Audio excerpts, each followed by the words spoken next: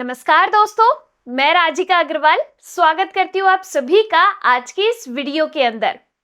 यहाँ पर हम करने वाले हैं पीटीईटी के लिए टीचिंग एप्टीट्यूड के टॉप 30 क्वेश्चंस। जैसा कि आप सभी को पता है आपका एग्जाम आ रहा है तो एक लास्ट मोमेंट पे तैयारी जरूरी है, तो बस यही वो आपका लास्ट मोमेंट है जब आप इस वीडियो को देखकर टीचिंग एप्टीट्यूड के सारे टाइप के क्वेश्चन सॉल्व कर लेंगे। स्टार्ट करते हैं हम क्वेश्चन नंबर 1 के साथ। पहला क्वेश्चन है, मुझे शिक्षण व्यवसाय की सबसे अच्छी बात लगती है। देखो, जैसा कि मैं आप सभी से पहले भी कह चुकी हूं कि हमेशा टीचिंग एप्टीट्यूड के क्वेश्चन सॉल्व करते टाइम आपको पॉजिटिव माइंडसेट रखना है। अगर आप सकारात्मक सोच के साथ सारे क्वेश्चन सॉल्व करोगे तो आपके सारे क्वेश्चन सॉल्व हो जाएंगे। दूसरी चीज, नेगेटिव मार्किंग है नहीं, तो अपन को सारे क्वेश्चन अटेम्प्ट करके आने एग्जाम के अंदर। ठीक है, चलिए, मुझे शिक्षण व्यवसाय की सबसे अच्छी बात क्या लगती है, और आपको खुद को शिक्षक मानना है। आप ये समझिए कि आप शिक्षक बन चुके हैं तो आपको उसी हिसाब से जवाब लगाने हैं। उच्च वेतनमान, छुट्टियों का बाहुल्य, विद्यार्थियों के जीवन निर्माण का अवसर या अपने ज्ञान का उपयोग करने का अवसर। बताइए, शिक्षण व्यवसाय की सबसे अच्छी बात क्या है? देखो, शिक्षक जो है वो हमेशा हमेशा आपको किससे जोड़ना है? विद्यार्थी से। जो शिक्षक है वो हमेशा किसके हित में कार्य करता है? विद्यार्थी के हित में, यानी कि फर्स्ट प्रायोरिटी एक शिक्षक की विद्यार्थी ही होता है। तो शिक्षण व्यवसाय की सबसे अच्छी बात क्या है कि जो शिक्षक होते हैं वो विद्यार्थियों के सर्वांगीण विकास करते हैं, तो विद्यार्थियों के जीवन निर्माण का अवसर मिलता है, यानी कि आप भावी नागरिक तैयार करते हैं। इसीलिए ये आपको सबसे अच्छा व्यवसाय लगता है। आंसर आएगा अपना यहाँ पर ऑप्शन सी। क्लियर? चलिए अगला क्वेश्चन देखिए, नंबर 2 क्वेश्चन है, प्राथमिक शिक्षा से संबंधित संवैधानिक वचनबद्धता क्या है? प्राथमिक शिक्षा का मतलब क्या होता है? जो आपकी छोटी क्लास की शिक्षा होती है ना, कक्षा 1 से कक्षा 5, वही आपके प्राथमिक शिक्षा। उसके लिए क्या संवैधानिक वचनबद्धता है? 14 वर्ष की आयु तक के सभी बच्चों को निःशुल्क व अनिवार्य शिक्षा प्रदान करना, और अधिक विद्यालय खोलना, अनुसूचित जाति व जनजाति के लिए आरक्षण, या प्रत्येक बच्चे के लिए घर के पास प्राथमिक विद्यालय उपलब्ध कराना।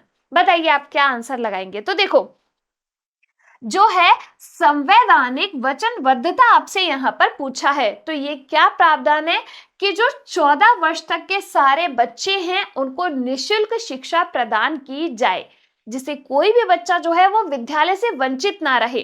तो आंसर क्या आएगा अपना? ऑप्शन ए आंसर आएगा। क्लियर यहां पर?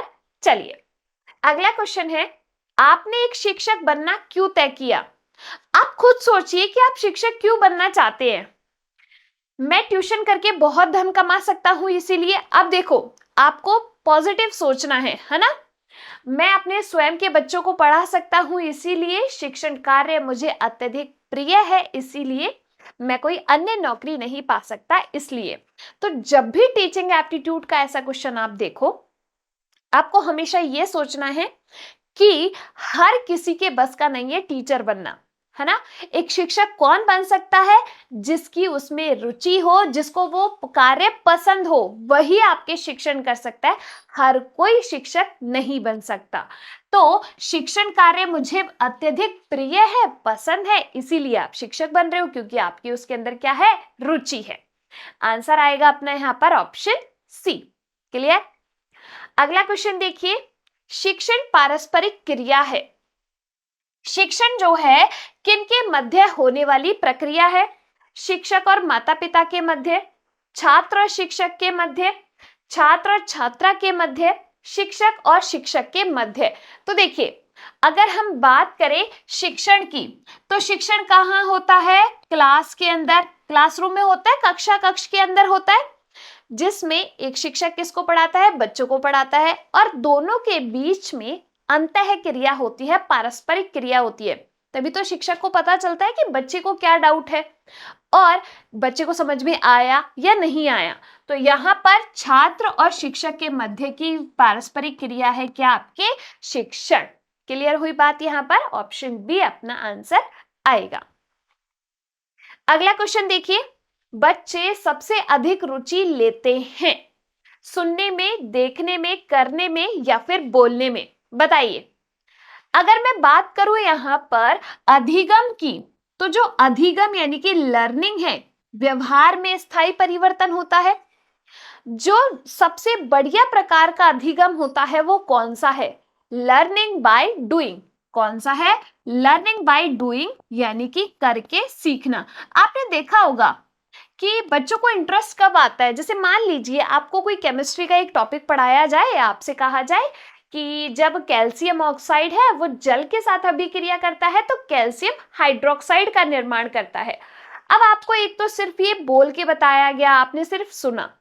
दूसरा, अगर मान लीजिए इसी चीज का एक्सपेरिमेंट आपको करने को कहा जाए, आपको सारी चीजें दे दी जाए और आपसे कहा जाए एक्सपेरिमेंट करो, तो आपको ज्यादा अच्छा समझ में आएगा, आपको ज्यादा इंटरेस्टिंग लगेगा। नहीं तो आप अपने स्कूल के दिनों को याद करो, जब प्रैक्टिकल लैब में लेकर जाते थे तो कितना मजा आता था कि हाँ वहां पर जाकर प्रैक्टिकल करेंगे। तो सबसे अधिक रुचि किस चीज में ली जाती है? करने में। किसी भी टॉपिक को, किसी भी अभिक्रिया को आप देखने सुनने की जगह अगर आप उसको करते हो खुद से, तो सबसे ज्यादा रुचि लेते हो, नहीं लेते हो? आंसर क्या आएगा अपना? Option C. और इससे जो अधिगम होता है वो भी प्रबल होता है। अगला क्वेश्चन देखिए, आपके मतानुसार सीखने हेतु आवश्यक है अध्यापक द्वारा प्रोत्साहन, सामान्य समझ, जिज्ञासा या फिर पढ़ने की आदत? बताइए, सीखने के लिए इनमें से क्या जरूरी है? देखो, अगर मान लीजिए एक टीचर आपको क्लास में पढ़ाने आ जाए, या आप एक शिक्षक के तौर पर खुद ही क्लास के अंदर पढ़ाने गए हैं, लेकिन बच्चे जो हैं बिल्कुल डल बैठे हैं, कोई रिस्पॉन्स नहीं कर रहे। आपने कहा कि आज की क्लास में हम ये पढ़ेंगे, लेकिन बच्चे क्यूरियस ही नहीं हो रहे, उनके अंदर जिज्ञासा ही नहीं है किसी चीज को जानने की, तो क्या वो सीख सकते हैं? नहीं। आप देखिएगा जो छोटे बच्चे होते हैं उनके अंदर कितनी जिज्ञासा होती है हर एक चीज के बारे में। जैसे छोटे बच्चे, अगर मैं मेरे घर में ही एक बच्चे का उदाहरण लूं, तो वो कहता है कि मासी ये कंगारू फुदक फुदक के क्यों चलते हैं, है ना? तो ऐसे उनके अंदर बहुत क्वेश्चन होते हैं, उनके अंदर जिज्ञासा होती है, तो वो क्वेश्चंस को पूछते हैं। धीरे धीरे बड़े होने पर हम ये क्वेश्चन पूछना शायद बंद कर देते हैं। तो यहाँ पर सीखने के लिए क्या जरूरी है? मन में जिज्ञासा होनी जरूरी है कि ये हुआ तो कैसे हुआ, इसके पीछे क्या रीजन हो सकता है, तो ज्यादा अच्छे से समझ में आएगा, हम ज्यादा अच्छे से उस चीज को सीखेंगे। तो क्या होना जरूरी है? क्यूरियोसिटी, यानी कि ऑप्शन सी अपना आंसर आएगा, जिज्ञासा। क्लियर? चलिए अगला क्वेश्चन देखिए, नंबर 7। आपके मतानुसार कक्षा संप्रेषण कैसा होना चाहिए? संप्रेषण का मतलब क्या होता है? कम्युनिकेशन। जो क्लासरूम है उसके अंदर कैसा संप्रेषण होना चाहिए? कठिन होना चाहिए, सामान्य, रोचक या फिर व्यापक? तो देखो, एक क्लासरूम के अंदर कौन है? बहुत सारे स्टूडेंट है और एक शिक्षक है। कोई टॉपिक उन्होंने पढ़ाया या फिर कोई भी टॉपिक लिया, कोई भी विषय वस्तु ली, उसके ऊपर वो डिस्कस कर रहे हैं, संप्रेषण कर रहे हैं। तो कौन सा संप्रेषण जो है वो होना चाहिए? एक व्यापक स्तर पर, यानी कि एक बड़े स्तर पर होना चाहिए, जिससे उतने ही ज्यादा क्वेश्चंस निकल के आए, उतने ही ज्यादा अंतःक्रिया करने का मौका मिले और उतने ही ज्यादा डाउट्स क्लियर हों। तो यहां पर आंसर क्या आएगा? व्यापक। आंसर आएगा ऑप्शन डी, व्यापक। ठीक है, चलिए। समझौतावादी प्रकार के नेतृत्व में अधिक महत्व दिया जाता है दंड को, पुरस्कार को, कार्य को या फिर वफादारी को? तो देखो, जब हम बात करते हैं समझौतावादी नेतृत्व की, तो आपको पता है जब नेतृत्व शैलियों की हम बात करते हैं तो 3 प्रकार की शैलियां हम देखते हैं, है ना? पहली शैली है आपके राजतांत्रिक। राजतांत्रिक में क्या होता है? जो लीडर यानी कि नेता होता है, वो सारे जो अनुयायी है उनको अपनी बात रख देता है, यानी कि सिर्फ वो ही अपनी अभिव्यक्ति करता है, जिसके अंदर सिर्फ वन वे कम्युनिकेशन होता है, एक दिशीय संप्रेषण होता है। तो वो तो क्या है? राजतांत्रिक है। अब इसमें क्या दिया जाता है? पुरस्कार दिया जाता है। जैसे कि इस चीज को इससे समझो कि अगर आप लोग मेरे लिए कार्य करोगे तो मैं आपके लिए अमूक कार्य करूंगा, यानी कि समझौता कर रहे हैं एक शर्त को रख के कि आप मेरे लिए काम करो तो मैं आपके लिए अच्छा काम करूंगा। तो किसको महत्व दिया गया है? पुरस्कार को महत्व दिया गया है। आंसर क्या आएगा अपना? ऑप्शन बी आंसर आएगा। क्लियर? चलिए, अगर हम दूसरे प्रकार की शैली की बात करें तो वो होती है आपके प्रजातांत्रिक शैली, जिसमें जो प्रत्येक सदस्य हैं उनको अभिव्यक्ति करने का मौका दिया जाता है, वो अपनी अभिव्यक्ति करते हैं। तो ये सबसे ज्यादा सफल प्रकार की नेतृत्व शैली है। ठीक है, चलिए, बालक के सामाजिक विकास में सर्वाधिक बाधक तत्व कौन है?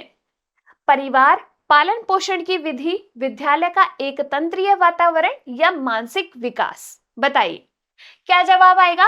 बालक के अगर सामाजिक विकास की हम बात करें तो उसमें सबसे ज्यादा बाधक तत्व क्या है? तो ये आएगा अपना विद्यालय का एकतंत्रीय वातावरण। एकतंत्रीय का मतलब क्या होता है कि यहाँ पर बच्चे को रटने पे मजबूर किया जाता है। बस अपनी बातें शिक्षक जो है कह देते हैं, बच्चे उस चीज को रटते हैं, बच्चों ने अपनी कोई अभिव्यक्ति नहीं की। ठीक है, तो एक तंत्रीय का मतलब एक तरीके से हो गया राजतांत्रिक। तो बच्चे को रटने के लिए कहा जाता है। तो अगर कोई इस चीज को वो रट रहा है, लोगों से नहीं मिल रहा है, अपनी अभिव्यक्ति नहीं कर रहा है, तो क्या उसका सामाजिक विकास होगा? नहीं होगा ना। आंसर आएगा अपना ऑप्शन सी। क्लियर यहां पर? चलिए, अगला क्वेश्चन देखिए, नंबर 10, विद्यार्थियों में नैतिक मूल्य किस प्रकार पैदा किए जा सकते हैं? क्या विद्यार्थियों के अंदर नैतिक मूल्य किस प्रकार पैदा किए जा सकते हैं? सुबह की प्रार्थना के द्वारा, नैतिक मूल्यों पर व्याख्यान देकर, पाठ्यक्रम के साथ संबंधित करके, महान व्यक्तियों की जीवन गाथा बताकर। कैसे नैतिक मूल्य विकसित होंगे बताइए। देखो, अगर हम बात करें नैतिक मूल्यों की, तो जब हम स्कूल में पढ़ते थे तब ऐसा होता था कि हमारी एक दैनंदिनी होती थी, उसमें लिखा रहता था नैतिक शिक्षा, है ना, कि बच्चा जो है डेली अपने नाखूनों को साफ रखता है नहीं रखता है, घर से प्रणाम करके निकलता है नहीं निकलता है, जो बालक है वो चरण स्पर्श करता है नहीं करता है अपने माता पिता के। तो ऐसी कुछ अच्छी आदतों के बारे में उसमें लिखा रहता था, और उसमें फिर मम्मी पापा को फिल करना होता था कि हाँ ये करता है ये नहीं करता। तो वो एक तरीके से क्या है, नैतिक शिक्षा ही है। तो नैतिक मूल्य किस प्रकार पैदा की जा सकती है? अगर बच्चों को उसके बारे में शिक्षा दी जाए तो। अब आप सोच रहे होंगे कि बी आंसर लगा दे या डी आंसर लगा दे। हमने केवल किसी चीज को बता दिया, किसी चीज की कहानी बता दी, लेकिन दूसरी चीज के उसी चीज को अपने जीवन में उन्होंने क्या कर लिया, शामिल कर लिया। अपनी पढ़ाई के साथ, पाठ्यक्रम के साथ अगर उसको शामिल कर लिया तो वो उसको फॉलो भी करेंगे, फॉलो करने से उनमें पैदा होंगे नैतिक मूल्य। तो इसीलिए अपना आंसर क्या आएगा, पाठ्यक्रम के साथ संबंधित करके, ऑप्शन सी। क्लियर? चलिए, अगला क्वेश्चन देखिए, भाषा किसका माध्यम है? भाषा जो है वो किसका माध्यम है? विचारों के स्तर का, सहज अभिव्यक्ति का, अच्छे परस्पर संबंधों का, या सामाजिक आदान प्रदान का? बताइए, भाषा किसका माध्यम है? तो अगर बात करें भाषा, दो लोग अपनी, या फिर सिर्फ एक व्यक्ति की हम बात करें तो अपनी वो बात को रखने के लिए, अपनी अभिव्यक्ति को रखने के लिए किसी न किसी भाषा का प्रयोग करता है ना। सामने वाला भी उसकी अगर भाषा को समझता है तो वो उसकी बात को समझ पाएगा। तो यहाँ पर भाषा किसका माध्यम है? क्यों प्रयोग करते हैं भाषा का? क्योंकि जो हमारी बातें हैं, हमारे जो विचार हैं, उनको हम अभिव्यक्त कर सके आसान तरीके से। तो यहाँ पर ये किसका माध्यम है? सहज अभिव्यक्ति का, ऑप्शन बी। क्लियर? अगला क्वेश्चन देखिए, भूल सुधार पद्धति को किस प्रकार बढ़ावा दिया जा सकता है? भूल सुधार पद्धति को खेल विधि से, स्वतंत्र रूप से अध्ययन द्वारा, श्रव्य दृश्य सामग्री द्वारा, या नाटकीय तरीके से? तो भूल सुधार पद्धति को जो अपन सुधार सकते हैं, यानी कि किस प्रकार बढ़ावा दे सकते हैं भूल सुधार पद्धति को, वो है आपके नाटकीय तरीके से। ठीक है, आंसर आएगा अपना यहाँ पर ऑप्शन डी। अगला क्वेश्चन देखिए, यदि आपको ताजमहल के विषय में पढ़ाना है, ताजमहल कहाँ स्थित है भाई जी? आगरा में स्थित है। तो इसके बारे में अगर पढ़ाना है तो कौन सा तरीका आपके विचार में सबसे उचित होगा? क्वेश्चन आपसे पूछा है, सबसे उचित तरीका कौन सा होगा अगर ताजमहल के विषय में आपको पढ़ाना है तो?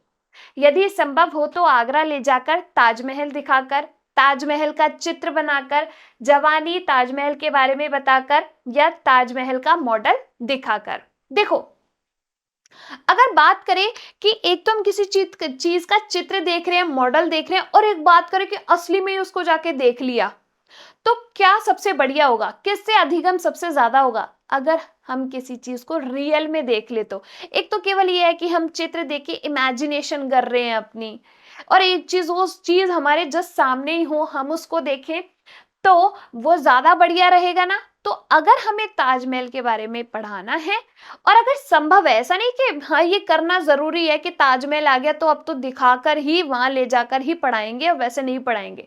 अगर पॉसिबल हो पा रहा है, संभव हो पा रहा है, तो आगरा ले जाकर ताजमहल दिखाकर, ठीक है। अगर यहां पर यह ऑप्शन नहीं है कि संभव नहीं है आगरा ले जाना, ताजमहल दिखाना, तो आप क्या कर सकते हैं, फिर उसका मॉडल दिखाकर उस चीज के बारे में पढ़ा सकते हैं, ठीक है। चलिए, मानचित्र पढ़ने की कला समझाने में बच्चों को सबसे पहले किस बात का बोध कराना चाहिए? मानचित्र पढ़ाना है, मैप, ठीक है। पढ़ने की कला समझाने में बच्चों को सबसे पहले किस बात का बोध कराना चाहिए? मानचित्र पर दिशाओं का, भूमध्य रेखा पर पैमाने का, या फिर रंगों के अर्थ का? बताएं क्या आंसर आएगा। मानचित्र पढ़ते हो ना आप, जब आपकी ज्योग्राफी की क्लास होती है तो आप ये सारी चीजें देखते होंगे। सबसे पहले आपको उसके बारे में क्या मालूम होना चाहिए कि दिशाएं कौन सी हैं, है ना। अपनी जो चारों दिशाएं हैं, उत्तर, पूरब, पश्चिम, दक्षिण, इनके बारे में मालूम होना चाहिए ना, तभी तो अपन थोड़ा सा जानकारी ले पाएंगे कि हाँ दक्षिण में ये स्थित है, पूर्व में ये स्थित है, तो अपन उस मानचित्र का थोड़ा आइडिया लगा पाएंगे फिर। तो सबसे पहले हमें दिशाओं का बोध होना चाहिए। आंसर क्या आएगा अपना? Option A. क्लियर? चलिए, अध्यापन एक प्रतिष्ठित व्यवसाय क्यों है? क्यों टीचिंग को एक प्रतिष्ठित व्यवसाय माना जाता है? यह भ्रष्टाचार और अपवादों से युक्त है, जागरूकता के सृजन और संवर्धन के अवसर मिलते हैं, सामाजिक सुधार के लिए आवश्यक है, या अपना कार्य ईमानदारी से करने का अवसर मिलता है इसीलिए। देखो, प्रतिष्ठित व्यवसाय अपन इसको क्यों कहते हैं? क्योंकि देखो, टीचिंग जो है ना, अगर लोग शिक्षित हैं, उनके पास शिक्षा है, तो उनके पास जागरूकता भी होगी, यानी कि उस समाज के अंदर अंधविश्वास नहीं होगा। अब यहाँ पर लोगों में जागरूकता लाने के लिए उनको शिक्षित करना जरूरी है। शिक्षित कौन करेगा? शिक्षक। और ये किस व्यवसाय के अंदर करेगा? शिक्षण व्यवसाय के अंदर। तो हमारा देश आगे कब बढ़ेगा? जब हमारे देश का हर एक व्यक्ति शिक्षित होगा। तो जागरूकता के सृजन व संवर्धन के अवसर मिलते हैं, इसीलिए एक प्रतिष्ठित व्यवसाय है, क्योंकि ये हमारे राष्ट्र के निर्माता है शिक्षक, ठीक है। चलिए, सामाजिक परिपक्वता नेता की एक अनिवार्य योग्यता होनी चाहिए। क्या आप इस कथन से सहमत है, असहमत है? बताइए। सामाजिक परिपक्वता क्या एक नेता की अनिवार्य योग्यता होनी चाहिए? उसके अंदर जरूर होनी चाहिए सामाजिक परिपक्वता। देखो, एक जो नेता होता है वो हो सकता है समाज का नेता हो, या हो सकता है वो किसी टीम का नेता हो। मान लीजिए कोई समाज का नेता है, उसके अंदर क्या सामाजिक परिपक्वता होनी चाहिए? समाज के लोगों को, समाज में व्याप्त बुराइयों को, जो चीजें चली आ रही है, रीति है, प्रथा है, उनके बारे में अगर उसके अंदर मैच्योरिटी नहीं है, तो क्या वो उन चीजों पे बात कर पाएगा? नहीं, क्योंकि वो जो लोगों के पॉइंट ऑफ व्यू है वो ही नहीं समझ पाएगा, क्योंकि उसके अंदर उन चीजों को समझने की परिपक्वता ही नहीं है। तो उसके लिए क्या ये अनिवार्य योग्यता होनी चाहिए? बिल्कुल, हम इस कथन से क्या है? पूर्ण सहमत। आंसर आएगा हमारा यहाँ पर ऑप्शन बी। क्लियर? चलिए, अगला क्वेश्चन देखिए जी। शिक्षण प्रक्रिया में क्रियाशीलता पाई जाती है। अभिभावक में, विद्यार्थी में, शिक्षक और शिक्षार्थी दोनों में, इनमें से कोई नहीं। बताइए, शिक्षण प्रक्रिया, टीचिंग में क्रियाशीलता किस में पाई जाती है? देखो, पढ़ाता कौन है? शिक्षक। तो क्या ये शिक्षण से संबंधित हुए, नहीं हुए? बिल्कुल। किसको पढ़ाता है? खुद को तो नहीं पढ़ाते ना, ये सामने बस दीवारों को पढ़ा रहे। विद्यार्थी बैठे होंगे, उन्हीं को पढ़ा रहे होंगे ना। तो यहां पर किसकी क्रियाशीलता है? शिक्षण प्रक्रिया, विद्यार्थी की भी है और शिक्षक की भी है। तो आंसर क्या आएगा? शिक्षक और शिक्षार्थी। शिक्षार्थी मतलब जो शिक्षा ग्रहण कर रहा है। तो यहां पर आंसर आएगा अपना ऑप्शन सी। क्लियर? चलिए नेक्स्ट, वर्तमान में शिक्षण से तात्पर्य है। अगर हम बात करें शिक्षण की तो क्या है? अध्यापकों द्वारा छात्रों को ज्ञान प्रदान करना, निर्देशित करना, न केवल ज्ञान प्रदान करना बल्कि ज्ञानार्जन को निर्देशित करना और ट्यूशन देना। बताइए क्या जो है तात्पर्य है शिक्षण से? देखो, शिक्षण के द्वारा क्या करवाया जाता है? अधिगम करवाया जाता है। शिक्षण के द्वारा क्या होता है? अधिगम किया जाता है। अब अधिगम में क्या होता है? व्यवहार में स्थायी परिवर्तन आते हैं। मान लीजिए कोई चीज आज अपन ने यहाँ पर सीखी, उसको अपन इन फ्यूचर जब भी हमारी जरूरत पड़ी हमने उसको काम में ले लिया। तो केवल ज्ञान प्रदान करना नहीं है शिक्षण का मतलब, बल्कि ज्ञान अर्जन को निर्देशित करना। जो ज्ञान ग्रहण किया है उसके लिए निर्देश देना, उसको निर्देशित करना, यानी कि उसको एक डायरेक्शन देना कि आप इस ज्ञान को इस जगह जो है काम में ले सकते हो। यही आपका शिक्षण होता है। मान लीजिए कोई चीज अपन को समझ में आ गई, अपन ने सीख ली, बट उसका हम कभी उपयोग नहीं कर पा रहे हैं, तो वो एक प्रभावी शिक्षण नहीं हो पाएगा। क्योंकि प्रभावी शिक्षण क्या है? जब बच्चा जो सीखा है उसको नई परिस्थितियों में उसका उपयोग कर सके। ठीक है, आंसर क्या आएगा? Option C. नेक्स्ट है, कक्षा में पढ़ाते समय एक छात्र ने आपसे एक प्रश्न पूछा जिसका उत्तर आपको मालूम नहीं है। ऐसी दशा में आप क्या करोगे? होता है कई बार ऐसा, जब आप भी क्लास में पढ़ाने जाओगे तो आपके साथ भी होगा कि जो है बच्चे आपसे क्वेश्चन पूछेंगे और हो सकता है आपको नहीं आए। तो ऐसे में आप क्या करोगे? उसे डांट कर बिठा दोगे कि हट, क्या क्वेश्चन पूछ रहा है, बैठ जाओ चुपचाप। प्रश्न को गलत कहकर चुप कर दोगे कि तुम्हारा तो क्वेश्चन ही गलत है। उसके प्रश्न का यथासंभव उत्तर दोगे, जैसा आ रहा है वैसा दे दे रहे हो, चाहे गलत ही आ रहा है आपको, आपने आंसर दे दिया। या फिर दूसरे दिन उत्तर बताने का वादा करोगे। तो देखो, हम बच्चे को डांट नहीं सकते और उसने क्वेश्चन सही पूछा है तो हम ये भी नहीं कह सकते कि आपने क्वेश्चन गलत पूछा है, ना ही हम उसको गलत जवाब देंगे। हाँ, हमें अगर नहीं आ रहा है तो इस चीज को हम एक्सेप्ट करेंगे और अगले दिन उसको उसका जवाब देंगे। आंसर क्या आएगा अपना? Option D. क्योंकि हम एक बच्चे को गलत ज्ञान नहीं दे सकते। ऑप्शन डी अपना आंसर आएगा।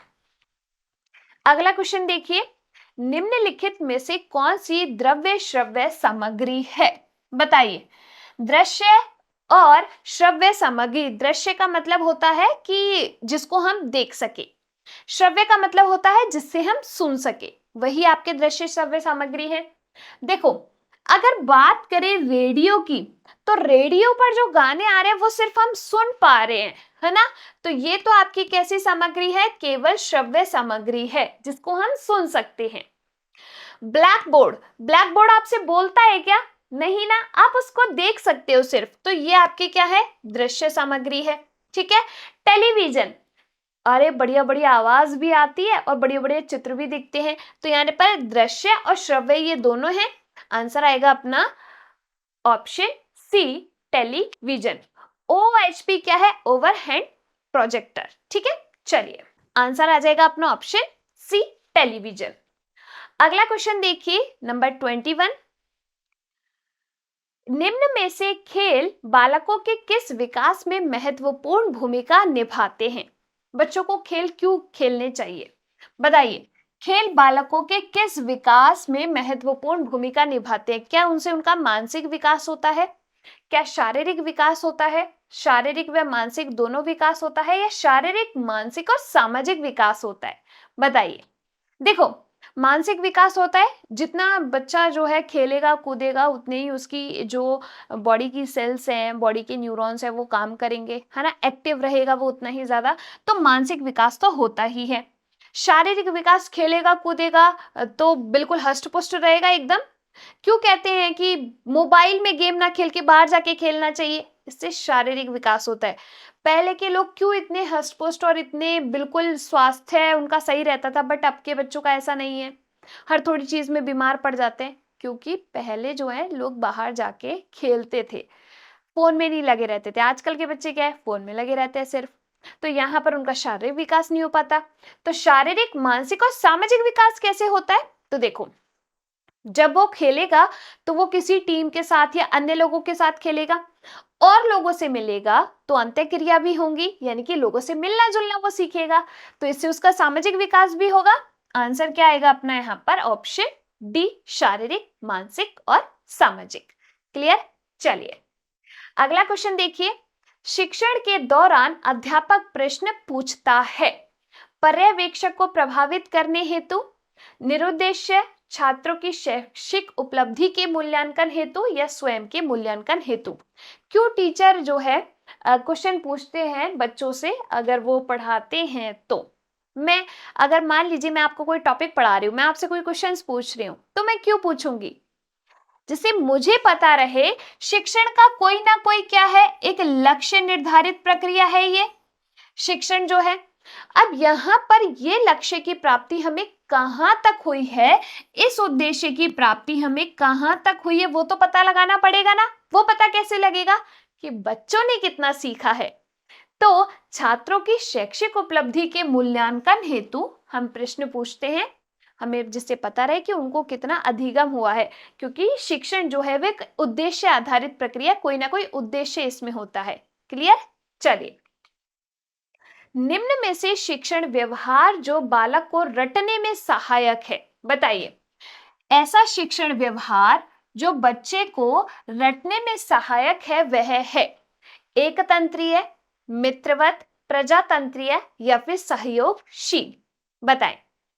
अभी मैंने आपको बताया कि अगर विद्यालय में एकतंत्रीय प्रणाली चलती है तो वो बच्चे को रटने में सहायक होती है, क्योंकि बच्चा जो है वो अपनी चीज को अभिव्यक्त नहीं करेगा, अपने डाउट्स को अभिव्यक्त नहीं करेगा, वो बस शिक्षक ने जो कह दिया उसको सुना और उसी को रट लिया और उसी को एग्जाम में लिख दिया। तो यहां पर यह क्या है? आपकी एकतंत्रीय प्रकार की शैली है। आंसर आएगा ऑप्शन ए। ठीक है। कक्षा में अध्यापक का कौन सा व्यवहार विद्यार्थियों को अधिगम में अधिक सहायक है? अध्यापक का कौन सा व्यवहार है जो विद्यार्थियों को अधिगम में अधिक सहायक है? धारा प्रवाह बोलना, छात्रों को गृह कार्य देना, छात्रों को स्वयं पढ़ने के लिए कहना, छात्रों को प्रश्न पूछने के लिए प्रेरित करना। बताइए सबसे ज्यादा अधिगम में क्या चीज सहायक होगी? देखो, अधिगम का मतलब होता है व्यवहार में स्थायी परिवर्तन। क्या मतलब है? व्यवहार में स्थायी परिवर्तन। ठीक है। अब ये जो आपने चीज सीखी है, शिक्षण जो हुआ है क्लास में, उससे आपको अधिगम हो गया, लेकिन ये अधिगम को और दृढ़ करने के लिए हम क्या करते हैं? क्वेश्चंस पूछते हैं, उसको बहुत ज्यादा एकदम प्रबल, एकदम बिल्कुल क्लियर करने के लिए, क्रिस्टल क्लियर और बहुत ज्यादा दृढ़ करने के लिए हम क्वेश्चन पूछते हैं। सिंपल सी बात है। तो यही व्यवहार अधिगम में सबसे ज्यादा सहायक होगा, नहीं होगा? क्योंकि अधिगम को ये प्रबल बनाता है। आंसर आएगा ऑप्शन डी, छात्र को प्रश्न पूछने के लिए प्रेरित करना कि हाँ क्वेश्चन पूछो, अगर कोई चीज नहीं समझ आई है, कोई डाउट है, तो वो एटलीस्ट क्लियर हो, जिससे ये अधिगम जो है वो आपका दृढ़ हो जाए एकदम। ठीक है। चलिए, अध्यापक के प्रजातांत्रिक नेतृत्व को सर्वोत्तम नेतृत्व मानने का कारण है। प्रजातांत्रिक नेतृत्व क्या होता है? जिसमें जो सदस्य हैं उनको अभिव्यक्ति का अवसर मिलता है। इसमें कक्षा नियंत्रण को प्राथमिकता दी जाती है। इसमें सभी समूह व्यक्तियों को अभिव्यक्ति के समान अवसर मिलते हैं। इसमें शिक्षण अधिगम प्रक्रिया का केंद्र बिंदु शिक्षक होता है या फिर उपयुक्त सभी। अब देखो, एक गलती नहीं करनी, एग्जाम में उपयुक्त सभी देखा और उस पर आंसर नहीं लगाना है। कई बार ये गलत होता है ना, हम आंख बंद करके उपयुक्त सभी लगा देते हैं। नहीं, देखो, प्रजातांत्रिक नेतृत्व यानी कि जो सदस्य है उनको अभिव्यक्ति का मौका मिलता है, लीडर उनकी भी सुनता है और लीडर की बात भी रखी जाती है। आंसर क्या आएगा? सभी समूह व्यक्तियों को अभिव्यक्ति के अवसर मिलते हैं। ये जो प्रजातांत्रिक नेतृत्व होता है, यही क्या है? आपका सफल नेतृत्व शैली है। अगला क्वेश्चन देखिए, शिक्षण का एक महत्वपूर्ण चरण नहीं है। आपसे पूछा है क्या महत्वपूर्ण चरण नहीं है शिक्षण का? एग्जाम में ऐसे क्वेश्चन गलत होने के सबसे ज्यादा चांसेस होते हैं, क्योंकि हम देखते ही नहीं है कि क्या क्वेश्चन पूछा है, धड़ से आंसर लगा देते हैं ऑप्शन ए देखते ही। पूर्व योजना बनाना, शिक्षण सामग्री का संगठन करना, विद्यार्थियों की पृष्ठभूमि को जानना या ट्यूशन के लिए प्रेरित करना। देखो, ट्यूशन का मतलब क्या है कि बच्चे को स्कूल के बाद पैसे लेकर पढ़ाना, जो कि क्या है, बिल्कुल क्या है, गलत है। बच्चे को अगर कोई डाउट है तो हम उसको एक्स्ट्रा टाइम देकर उस चीज को समझा सकते हैं। तो महत्वपूर्ण चरण क्या नहीं है? ट्यूशन के लिए प्रेरित करना। बच्चों को ये नहीं सिखाना चाहिए कि आप ट्यूशन लो, जो है स्कूल टाइम के बाद मुझसे आकर पढ़ो पैसे देकर। तो इस पर क्या है, एक हद तक रोकथाम होनी चाहिए, बिल्कुल। चलिए, वार्षिक परीक्षा प्रणाली में सुधार के प्रयास की आवश्यकता है।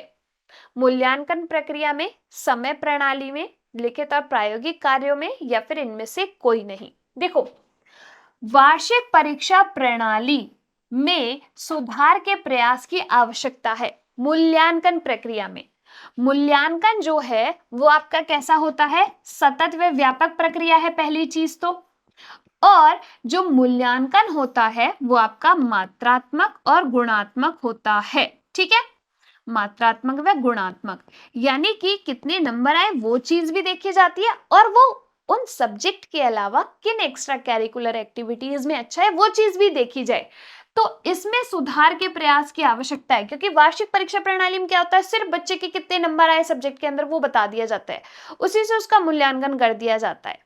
तो इसीलिए आंसर क्या आएगा अपना? ऑप्शन ए, क्योंकि उसके गुणों को देखना भी जरूरी है कि सब्जेक्ट के अलावा वो किन एक्स्ट्रा करिकुलर एक्टिविटीज में अच्छा है। ठीक है, चलिए, अनौपचारिक शिक्षा का पहला केंद्र है समाज, घर, विद्यालय या खेल का मैदान। देखिए, अनौपचारिक शिक्षा, इनफॉर्मल एजुकेशन जो है वो, देखो फॉर्मल एजुकेशन तो वो विद्यालय जाके सीखता ही है। सबसे पहले छोटी छोटी जो अनौपचारिक शिक्षा है वो कहाँ सीखता है? वो कैसे रहना है, कैसे बैठना है, कैसे बातें करनी है, सारी चीजें कहाँ सीखता है? अपने घर में। आंसर क्या आएगा? पहला केंद्र जो है वो आपके क्या है? घर। घर से ही उसकी शिक्षा चालू होती है। और अगर बात करें किसी भी बच्चे की, प्रथम गुरु कौन होती है? तो वो आपके माँ होती है, क्योंकि वो 3 वर्ष 4 वर्ष जब तक स्कूल नहीं जाता वो अपनी माँ के पास ही रहता है, तो माँ से ही वो चीजें सीखता है। आंसर इधर आएगा अपना ऑप्शन बी। एक प्रभावी कक्षा कक्ष का वातावरण का मूल तत्व क्या है? प्रभावी कक्षा कक्ष वातावरण का मूल तत्व क्या है? अनुशासन, संपूर्ण शांति, शिक्षण सामग्री की विविधता या शिक्षक छात्रों के सजीव अंतः क्रिया। देखिए, कक्षा कक्ष वातावरण का, प्रभावी कक्षा कक्ष वातावरण कौन सा होगा? जिसमें दोनों ही अलाइव होंगे, जिंदा होंगे। ऐसा नहीं है कि बच्चे शारीरिक तौर पर तो मौजूद है लेकिन मानसिक तौर पर तो वो चाउमीन खा रहे हैं, मोमोज खा रहे हैं और किसी के साथ घूम रहे हैं। उनकी शारीरिक और मानसिक जो यहाँ पर प्रेजेंस है वो दोनों होनी चाहिए।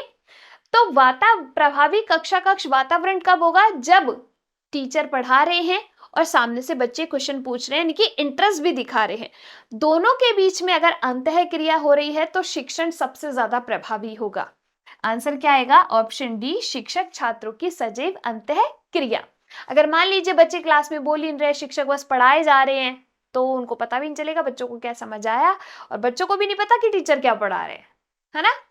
चलिए, और अपना लास्ट क्वेश्चन है, पाठ्य सहभागी क्रियाएं आवश्यक हैं विश्राम करने हेतु, नैतिक मूल्यों के विकास हेतु, सामाजिक गुणों के विकास हेतु, छात्रों के संपूर्ण व्यक्तित्व के विकास हेतु। देखिए, पाठ्य सहगामी क्रियाएं क्या होती है? जैसे मान लीजिए आपकी बुक के अंदर लिखा रहता है ना, आप बुक्स पढ़ते हो उनमें, कि आप ग्रुप बनाइए, ग्रुप बनाकर ये एक्टिविटी कीजिए, 2 ग्रुप में डिवाइड कर लीजिए, जो भी रिजल्ट्स आए उनके बारे में अपने टीचर से जानकारी लीजिए। तो ये वही है कि आपके चैप्टर के साथ साथ कुछ एक्टिविटीज होती हैं वो बच्चों के बीच में कराई जाती है। उससे क्या होता है? उनका संपूर्ण व्यक्तित्व का विकास होता है, क्योंकि देखो इससे उनका सामाजिक विकास भी होगा, इससे उनकी सोचने की क्षमता भी बढ़ेगी, कंपटीशन भावना भी आएगी, एक दूसरे से कैसे जो है हम अच्छा कर सकते हैं, बेहतर करने की भावना आएगी। तो हर तरीके से उनका व्यक्तित्व का विकास होगा। आंसर क्या आएगा अपना यहाँ पर? Option D. और इसी के साथ अपने जो टॉप मोस्ट क्वेश्चन है पीटीईटी के लिए वो यही कंप्लीट होते हैं। इन क्वेश्चन को सॉल्व कर लो। अगर ये कॉन्सेप्ट आपको पता है ना तो आप टीचिंग एप्टीट्यूड के सारे क्वेश्चन सॉल्व कर सकते हो। ठीक है, चलिए बढ़िया से एग्जाम दीजिए, बढ़िया से नंबर गेन कीजिए और जल्दी जल्दी मिठाइयां बांटिए, खुशखबरियां लेकर आइए। मिलेंगे हम क्लासेस के अंदर, तब तक के लिए आप लोग खुश रहिए। इस क्लास को लाइक कीजिए। धन्यवाद।